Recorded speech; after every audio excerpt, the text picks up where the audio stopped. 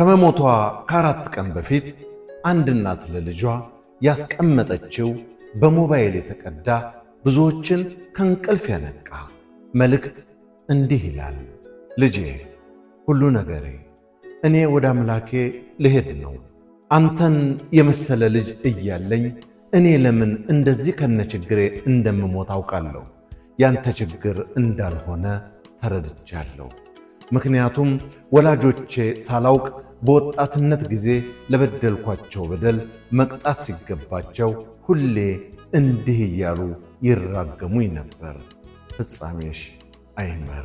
ለዚህ ነው የረሳኸኝ እንጂ አንተ ለኔ ለእናትህ ክፉ ልብ ኖሮህ አይደለም።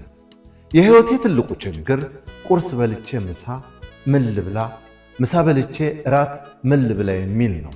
አንተ ግን በቤትህ ከቤተሰብህ መርጠህ ስጋና ቅቤ እየበላህ ነው።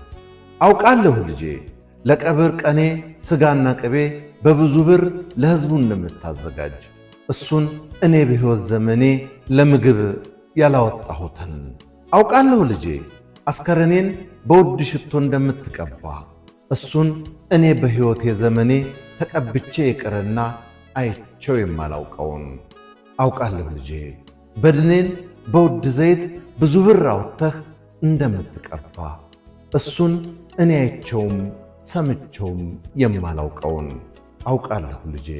አስከሬኔን በውድ ዋጋ በብዙ ብር ገዝተህ እንደምታለብስ፣ እኔ ግን በሕይወት እያለሁ በአንድ ልብስ አረጀሁ፣ በብርድም ተሰቃየሁ።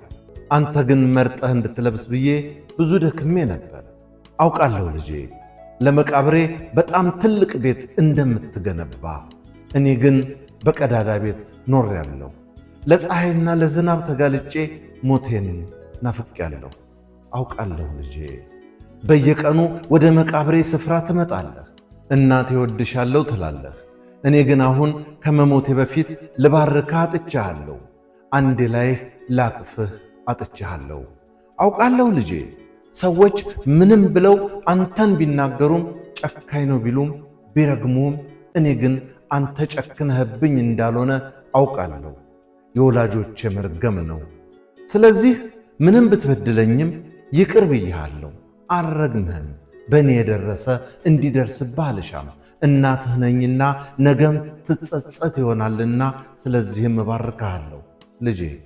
ፍጻሜ ያማረ ይሁን። ያሳዘንከኝ ሁሉ አምላክ ይቅር ይበልህ፣ በእኔ አይቻለሁና። ፍጻሜያችሁ ያማረ ይሁን። ሰለሞን ኃይሌ እንዳዘጋጀው፣ በለጠ ሸቴ ዘሀገረ ኢትዮጵያ እንዳቀረበው